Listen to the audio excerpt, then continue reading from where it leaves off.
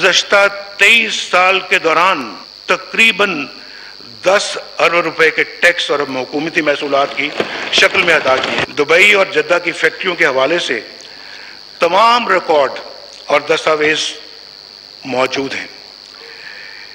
हजूर, ये हैं वो ज़राए और वसाइल जिनसे लंदन के फ्लैट्स खरीदे गए। जद्दा स्टील मिल हो या लंदन के फ्लैट्स या और कोई अदायगी, पाकिस्तान से इनके लिए 1 रुपया भी बाहर नहीं गया। पार्लियामेंट्री कमेटी बनाए जो इत्तफाक राय से जामे टर्म्स ऑफ रेफरेंस और दीगर मामलात को हतमी शक्ल दे।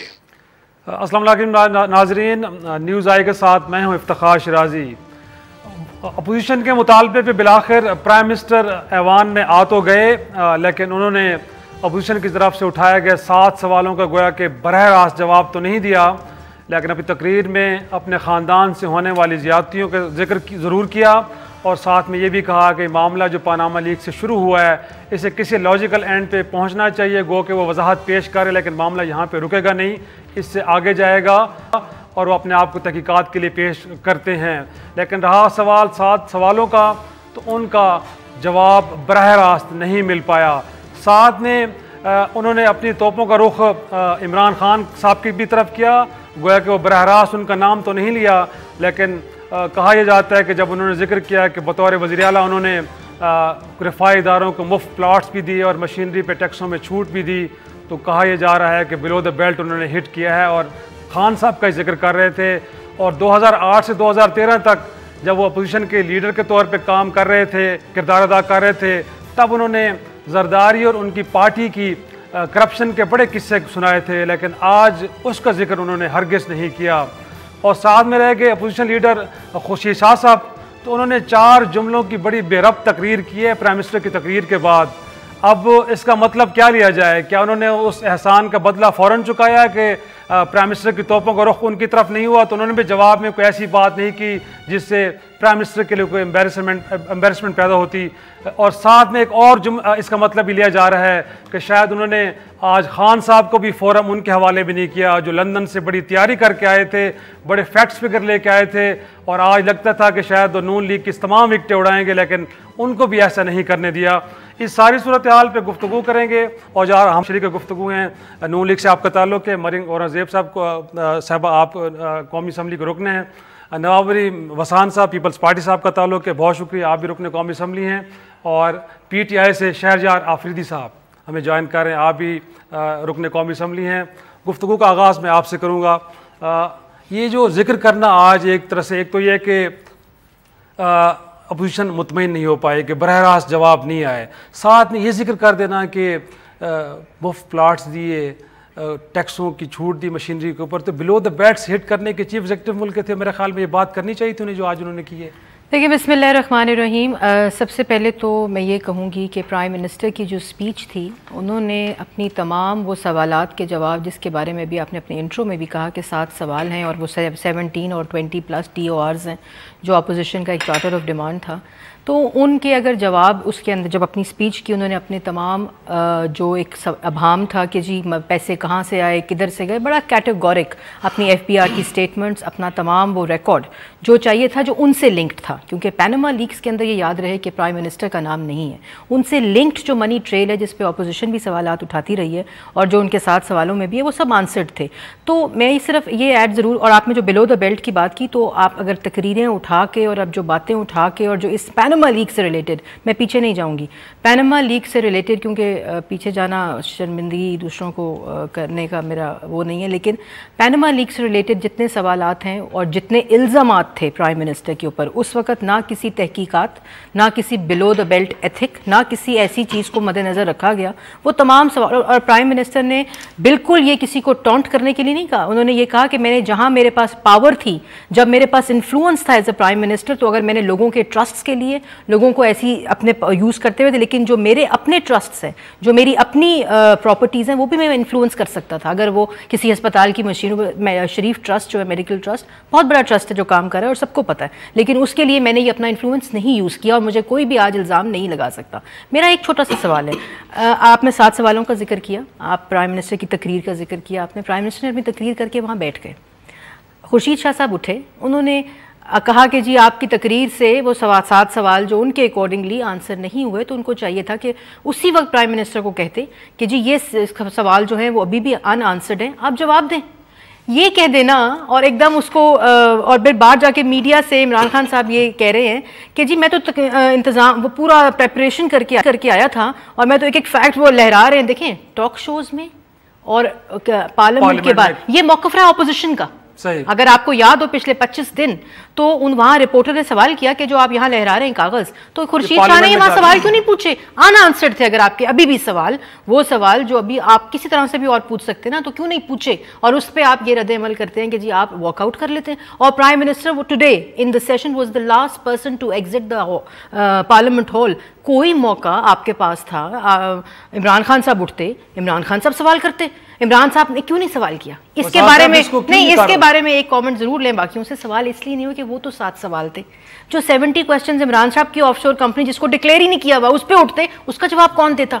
तो ये जो स्ट्रैटेजी थी ये ऑपोजिशन अपने आप को बचाने के लिए थी, क्योंकि वो तो आंसर कर चुके थे। इनके सवालों का जवाब कौन देता? वसान साहब वाकई अगर एतराज था तो इस एतराज को आप रिकॉर्ड पे लेके आते और पार्लियामेंट ही बेस्ट फोरम है। आप खुद फरमा रहे थे कि प्राइम मिनिस्टर को वहां का मुतमईन करना चाहिए, वो मुतमईन कर पाए या नहीं कर पाए, लेकिन आपने भी तो कोई एतराज नहीं उठाया। नहीं, देखिए बिस्मिल्लाहिर्रहमानिर्रहीम, सबसे पहले कि वजीर आजम तो आ ही नहीं रहा था, जबरदस्ती उठा के लेके आए इनको। ठीक है, मैं बता रहा हूँ आगे।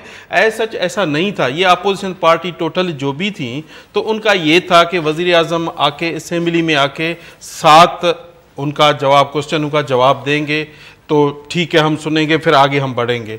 तो वजीर आजम की बात ही कहीं से और शुरू की और अजीब सी बातें करना शुरू की, जो उसमें इतने क्वेश्चंस निकलते हैं ये जवाब देख दे के थक जाएंगे और ये खुद फंस गए हैं। अभी देखिए, एक तो वजीर आजम ने खुद एक बात की है, कैसे नहीं, इस वक्त तो अगर आप जाएं तो किसी से भी बात करें तो इनफैक्ट अपोजिशन की स्ट्रेटजी को बड़ा गलत करार दिया नहीं, नहीं, नहीं, कोई नहीं। पार्लियामेंट के फोरम को आप इतना ताकतवर बनाना चाह रहे हैं, उस फोरम को आप इस्तेमाल ही नहीं करना चाह रहे बुनियादी तौर पे। कोई नहीं, ये एक तय हुआ था, स्पीकर भी था। मसला ये नहीं है, ये तो आगे और चलना है, ये तो इधर तो वाइंड अप तो नहीं है ना।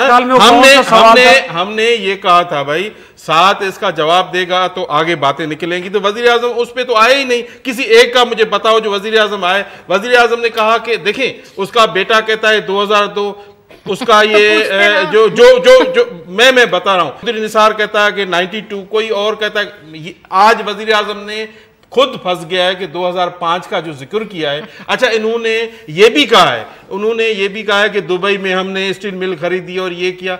अगर दुबई में खरीदी तो पैसे कहां से आए? जाहिर पाकिस्तान से गए होंगे, तो दुबई में तो नहीं कमाए जो उधर से आए होंगे। नहीं, ये इतने खुश नहीं हो। कल इन अपोजिशन पार्टियों का इजलास भी है, मीटिंग भी है। मैं कह रहा हूं कि ये इनकी सोचे हैं, जो भी कह लें, जो भी, बस इनको हिम्मत होनी चाहिए असेंबली में आए और सुने, बर्दाश्त हो। अगर आप पार्लियामेंट को इस्तेमाल ही नहीं करना चाहते, आज आए तो कल भी आए ना, कल परसों 3-4 दिन आए ना, ये आए। मैं तो कहता हूं कि आना चाहिए इनके सारे मेंबर आना चाहिए। हमारी देखिए, फिर वॉकआउट करेंगे नहीं। हमने आज बड़ी देखें, ये अपोजिशन जो पार्टियां थी ना, यकीन करें कि जो माहौल था आज क्रिएट था, उनसे हम बच गए हैं। हमने आगे चीजों को कूल डाउन किया है। ऐसे नहीं है कि ये आगे हो के कुछ ये लड़ाई तो नहीं करनी ना।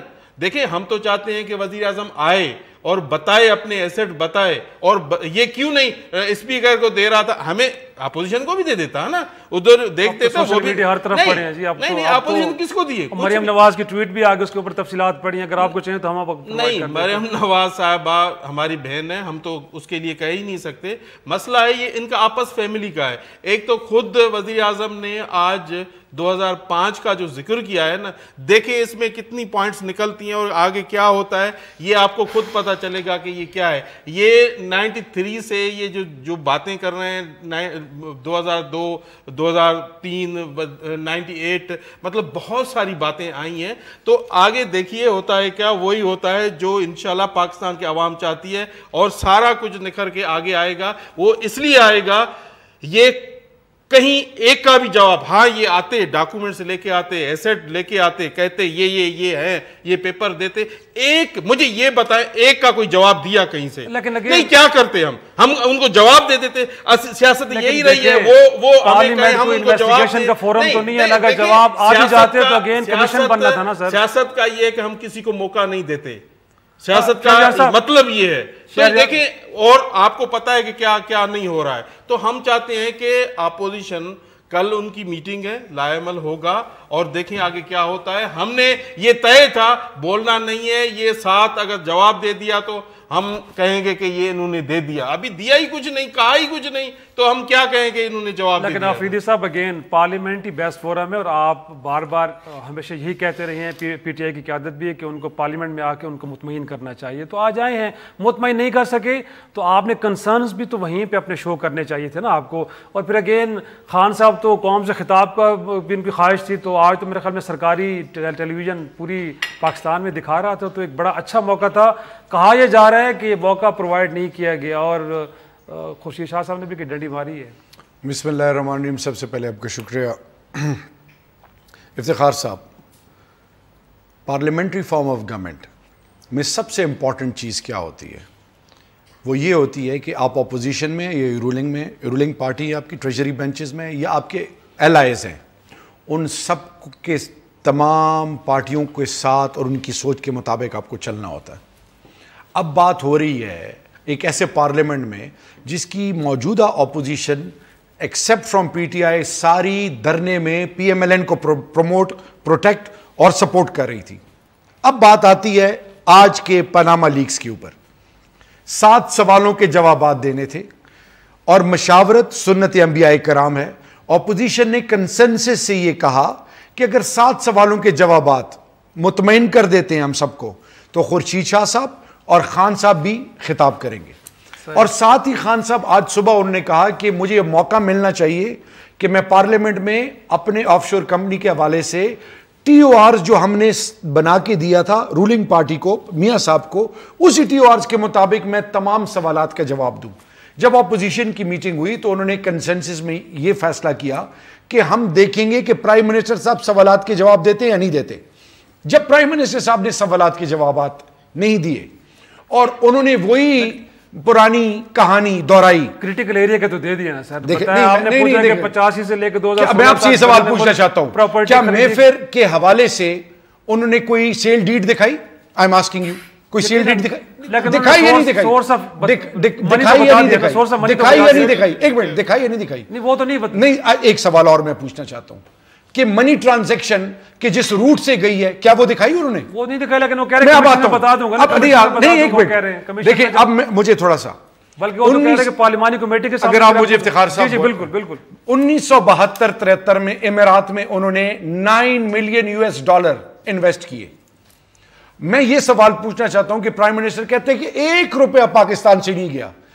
क्या मियां नवाज शरीफ साहब के बुजुर्गों या किसी ने मुल्क से बाहर कारोबार किए थे इससे पहले, जहां से वो इमारात के मिल के लिए पैसे गए हों? वो चीज नहीं दिखाई, खुद फंस गए और क्वेश्चंस बढ़ते गए। मैं ये पूछना चाहता हूं कि 1981 से 1993 तक मियां साहब ने यौमी माहाना आमदन उनकी 26,600 थी, 80,000 रुपए सालाना उन्होंने टैक्स अदा किया। फिर 9 मिलियन प्लस 17 मिलियन, वहां पे अरबों रुपए, 6 अरब कुछ 30 करोड़ की कमो बेश की जो बेफेयर के अपार्टमेंट्स हैं, उनकी जस्टिफिकेशन नहीं दी। फिर वो रूट उन्होंने नहीं बताया। उन्होंने आपके पास बड़ा अच्छा मौका है, तो कमीशन में जाके आप कमीशन में जाके चीज एस्टैब्लिश कर सकते हैं। इफ्तिखार जी, मैं आपको, अगर आप सवाल करेंगे मुझे आपको जवाब, लेकिन फोरम तक और मौजूद है ना। देखिए मेरी बात सुनिए जी जी, जब आपको पार्लियामेंट के अंदर सवालात के जवाब नहीं दिए जाते, वॉकआउट क्या चीज है? Walkout was a clear message that opposition is united.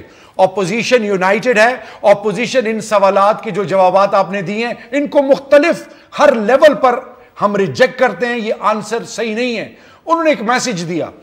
अगर यही ऑपोजिशन बैठी रहती और यही मीडिया ने कहना था कि आप फिर बैठे क्यों, अगर उनके सवालात के जवाबात सही थे ने गलत थे तो आप ऐवान में क्यों बैठे? It was a message loud and clear कि प्राइम मिनिस्टर साहब put your house in order, answer the relevant questions. आपने उन सवालात के जवाबात तो खुद नहीं दिए, आपने अपने एक और पेंडोरा बॉक्स, एक और सवालात खोल दिए। प्राइम मिनिस्टर साहब हैज टू रियलाइज कि उनके जो एडवाइजर हैं उनको तंगली में, और at the end of the day prime minister साहब will have to face the music now. एक छोटा सा ब्रेक लेते हैं, ब्रेक के बाद वाकई यही सूरत हाल है कि उनके एडवाइजर उनको सही एडवाइस नहीं कर रहे और एक नया पेंडोरा बॉक्स खोल दिया उन्होंने, एक नई मुश्किल में गिरफ्तार होने तो नहीं जा रहे। एक छोटा सा ब्रेक के बाद सवाल का जवाब लेंगे।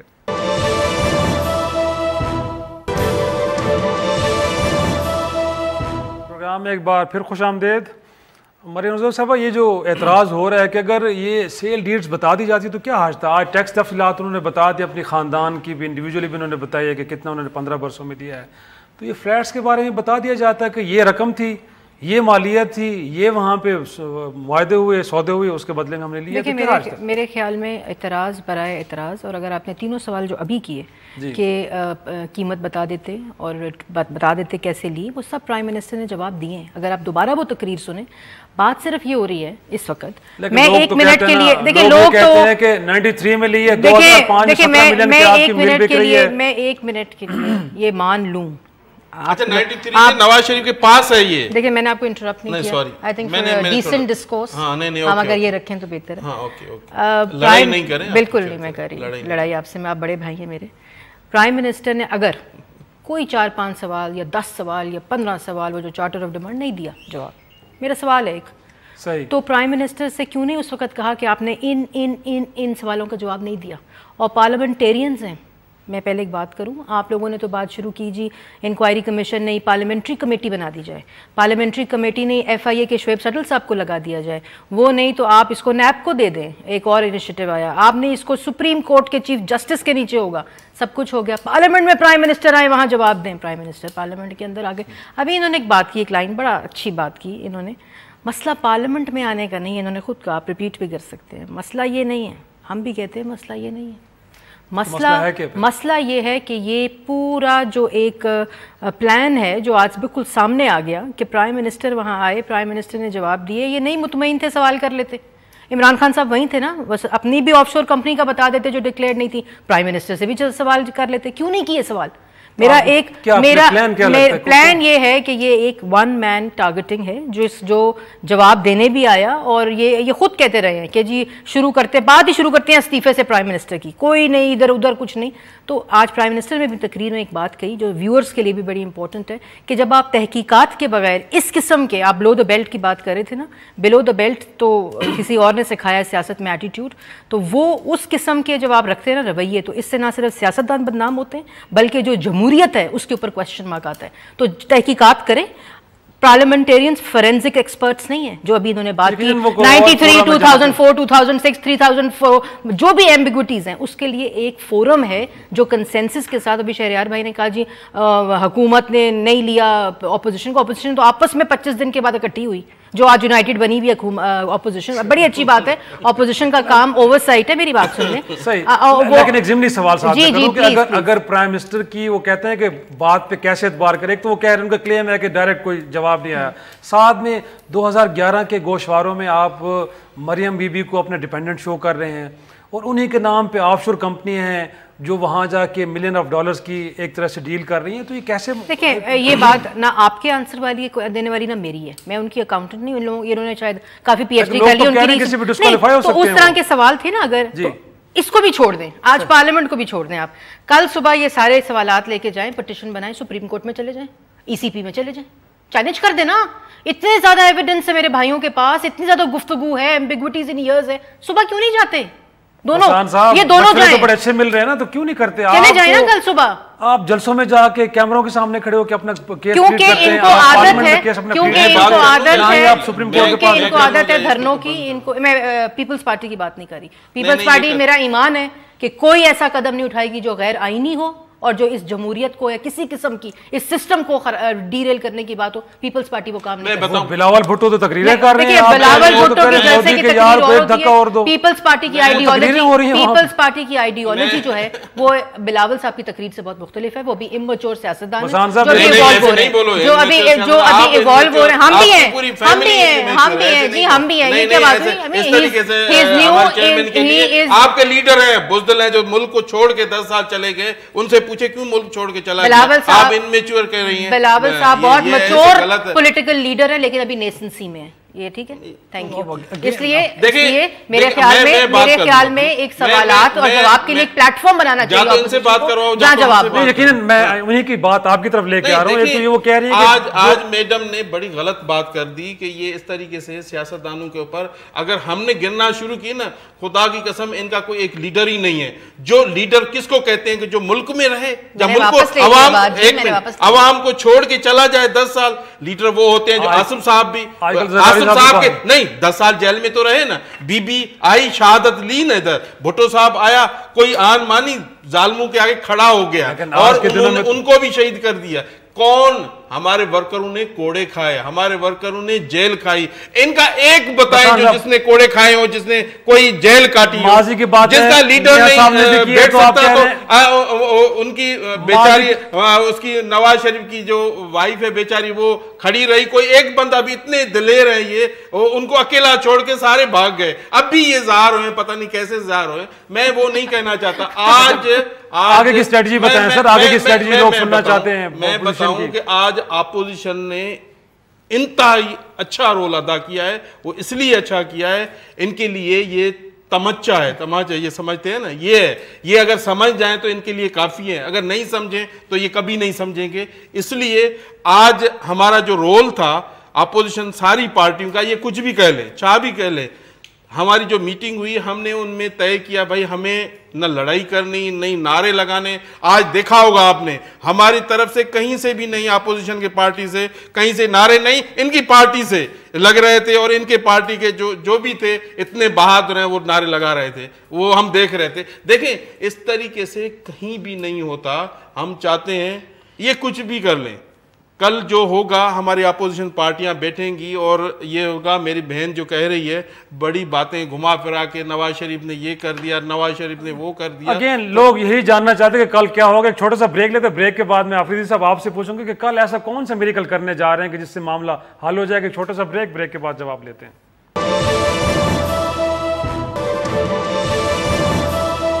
प्रोग्राम में एक बार फिर खुशामदेद आफरीदी साहब। इनफैक्ट इस पार्लियामेंट को ताकतवर आप ही ने बनाया और सारे फैसले होने यहीं पे हैं। सारी जमातों का कॉन्सेंसस है कि जो भी मामला है वो यहाँ पे तय होना है।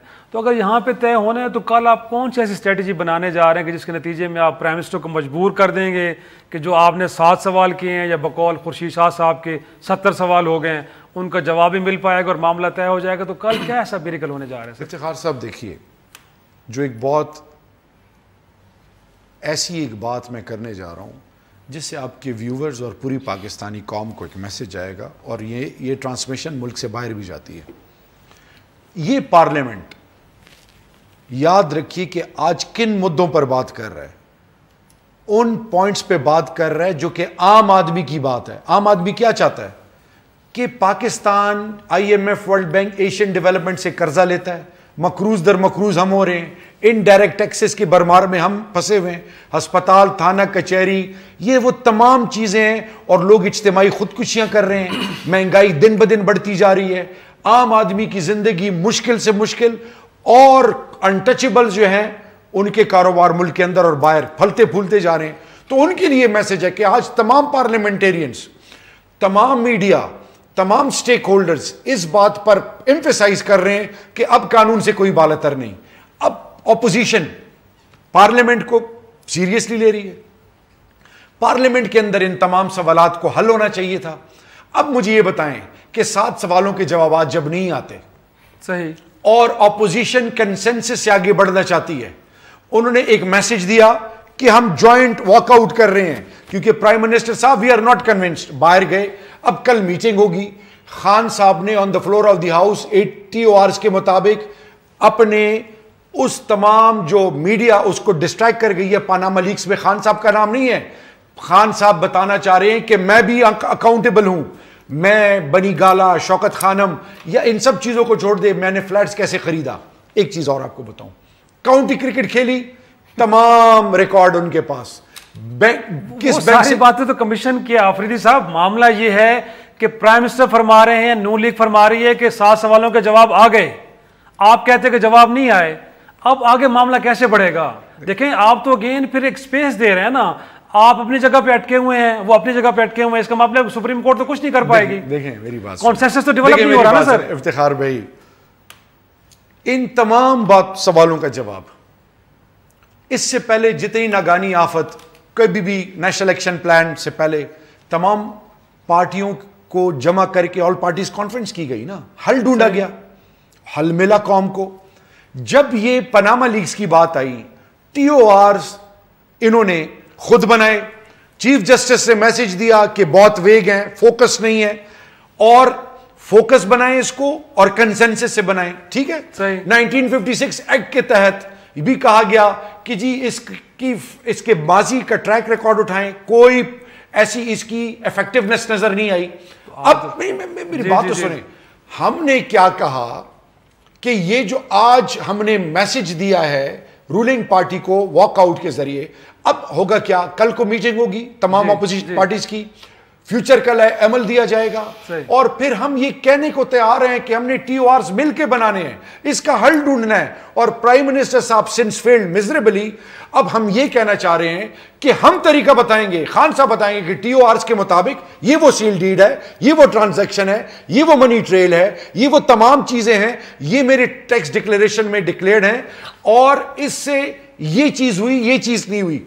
प्राइम मिनिस्टर साहब ने आज ऐवान में मेफेयर फ्लैट्स का जिक्र तक सिर्फ यह किया कि जी इस 2005 में खरीदे, उन्होंने सेल डीड नहीं दिखाई, ट्रांजैक्शन नहीं दिखाई, पैसा किधर आया, डिक्लेरेशंस में क्यों नहीं बयान किया गया। और आखिरी चीज जो मोस्ट इंपॉर्टेंट है, मकरूज कौम का पैसा, मुझे बताएं कि जलावतनी का वक्त भी गुजारा, इन्होंने एग्रीमेंट करके गए, वो भी वो नहीं मानते। मैं आज ये सवाल पूछना चाहता हूं कि क्या प्राइम मिनिस्टर साहब को इन सवालों के जवाबात से पहले ये नहीं कहना चाहिए था कि इस मुल्क ने मुझे अल्लाह के बाद सब कुछ दिया, और अमारात में जब मैं पैसा लेके गया 9 मिलियन, इनके वालिद साहब, वो रूट कौन सा था, वो पैसा कहां से आया, पाकिस्तान से गया ना, तो इन्होंने खुद कहा कि पाकिस्तान से तो एक आना नहीं गया, तो वो 9 मिलियन यूएस डॉलर्स कहां से आए। और फिर 17 जमा 9, इससे आपने मेफेयर फ्लैट्स खरीदे, उसकी तो मालियत इससे कई हजार गुना ज्यादा है। तो ये पैसा किधर से आया प्राइम मिनिस्टर साहब? एक छोटा सा ब्रेक लेना पड़ रहा है मुझे मरियम साहबा, उसके बाद आपसे कि अगर फिर अपोजिशन सड़कों पे आ गई, फिर धरने हो गए, फिर पार्लियामेंट को खतरा हुआ, तो उससे पहले को और नून लीग के पास स्ट्रेटजी है कि इस मामले को कैसे डिफ्यूज़ किया जाए। आज गो के प्राइम मिनिस्टर ने स्पीच तो दे दी है, लेकिन अगला अमल नून लीग के पास क्या है कि मामला फिर कहीं धरनों की तरफ ना चला जाए। एक छोटा सा ब्रेक के बाद जवाब देंगे।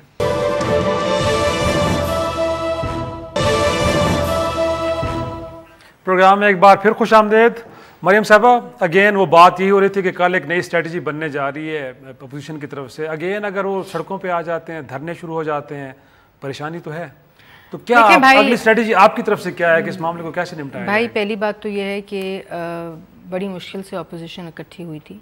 स्ट्रैटेजीज़ अगर अब तक नहीं बनी तो फिर तो अल्लाह के हवाले वो स्ट्रैटेजीज़। लेकिन मैं ये ज़रूर कहूँगी कि एक अपोजिशन को मैच्योरिटी का वो प्ले करना चाहिए, वाइटल रोल। एक पार्लियामेंट्री कमेटी अनाउंस की है आज प्राइम मिनिस्टर ने अपनी तकरीर में, उसके हेड को ये बना दें खुर्शीद शाह साहब बन जाएं, इमरान खान साहब बन जाएं, खुद पहले अपने भी जवाब दे दें। आप ऑफर कर रही हैं? नहीं, प्राइम मिनिस्टर ने ऑफर किया जी, हाउस ऑफ द फ्लोर की है, बिल्कुल नहीं, मुशावरत के साथ ही बनती है ना कमेटीज, तो पार्लियामेंट्री नॉन पार्टिजन होती है, तमाम पॉलिटिकल पार्टीज जो होती हैं उनके लीडर्स उसमें शामिल होते हैं और या नॉमिनेटेड मेंबर्स शामिल होते हैं। पार्लियामेंट्री कमेटी का अपना रूल है और तकाजे वो पूरे होते हैं, और उसके अंदर टर्म्स ऑफ रेफरेंस पे किसी किस्म का भी कोई सवाल या निशान है, इन्होंने ऐड करने हैं, एक joint terms of reference frame करने, उसका उन्होंने कह दिया कि वो करें, और उसके बाद उसको किसी भी फोरम पे ले जाएं फॉर एनी वैलिडेशन, जो उन्होंने आज बात की है। दूसरी बात मैंने ये कहनी है आपको, तो उसके लिए मियां मोहम्मद नवाज शरीफ को किसी का डर नहीं है। पाकिस्तान मुस्लिम लीग नून पाकिस्तान की सबसे बड़ी जमात है। इलेक्टेड, मैं आ रही हूँ जी, देखिए मेरी आ रही हूँ उस बात पे कि वो एक इलेक्टेड प्राइम मिनिस्टर हैं। इस वक्त 200 मेंबर्स हैं उनके पार्लियामेंट के अंदर, और बाकी जो वो भी हैं प्रोविंशियल असेंबलीज। और देखिए मैं बात कंप्लीट कर लूँ, अगर मैं ट्रेल ऑफ थॉट कंप्लीट कर लूँ, थैंक यू। तो उस किस्म का प्राइम मिनिस्टर को कोई डर नहीं है, ठीक है। डर सिर्फ ये है कि एक तसलसल होता है, और बड़ी मुश्किल से पिछले 5 साल पीपल्स पार्टी ने जमहूरियत का एक स्ट्रेच गुजारा है, और इस इंस्टीट्यूशन को खुदारा स्ट्रॉन्ग होने दें। बहुत से लोगों को जो वोट आपको दिए ना, वो इस मॉकरी और पपेट्री के लिए नहीं दिए। उनकी एक तवक्कुआत हैं जो कि प्राइम मिनिस्टर और जो बाकी पॉलिटिकल पार्टीज़ हैं पार्लियामेंट के अंदर, जो उनका रोल है उसको 5 साल उस रोल को वो करें, अच्छी ओवरसाइट करें, हर सवाल करें जो इनका हक बनता है ओवरसाइट का, लेकिन उसको इंस्टीट्यूशन को स्ट्रेंथन करें। और पार्लियामेंट्री कमेटी बना प्राइम मिनिस्टर ने अनाउंस कर दी है, उसमें कंसेंसस करें टर्म्स ऑफ रेफरेंस के, और उसके बाद जो फोरम है वहाँ वैलिडेशन, जो सवाल आते हैं वो ले जाए। पार्लियामेंट में जवाब दे भी देते तो उससे क्या होगा? क्या आप कमीशन का मुतालबा तर्क कर देंगे? क्या करेंगे? अगर देखें ना, इनके ऊपर इतना ब्लेम है, अगर ये कह देता ये प्लेट है, ये इनके डॉक्यूमेंट्स हैं, कमीशन में साबित करना सर, ये तो बार-बार कह रहे हैं। सारी टैक्स की स्टेटमेंट प्राइम मिनिस्टर ने दे दी। दुनिया में सबसे बड़ा झूठ है, 93 से ये फ्लैट इनके पास है, इनके अकॉर्डिंग इनके पास है। आज शो हुआ है सर होंगे, अच्छा उनके बेटे ने 2002 की बात की है, वो 2005 आज वजीर आजम ने खुद कहा है कि 2005 में जो है ना हमने खरीदा है। देखिए आज खुद उनकी स्पीचेस हैं, खुद इकरार किया। और दुबई वाली जो 90 बिलियन, वो कहाँ है? 9 बिलियन जो पैसे हैं वो बताएं ना, वो भी पाकिस्तान से कहाँ से गए, कहाँ गए? और इतने पैसे आ गए जो इतने मतलब जो फ्लैट इतनी 4 तो कमीशन में जाइए सर, जाके साबित कीजिए ना, कमीशन में जाके साबित करें। वो तो जाएंगे ना, वो तो आज बात हुई है ना, क्यों नहीं जाएंगे? आफरीदी साहब, सवालों के जवाब मिल भी जाते हैं तो क्या होगा? क्या उसके बाद अगला मरहला क्या है? इफ्तिखार साहब, बहुत जबरदस्त क्वेश्चन है।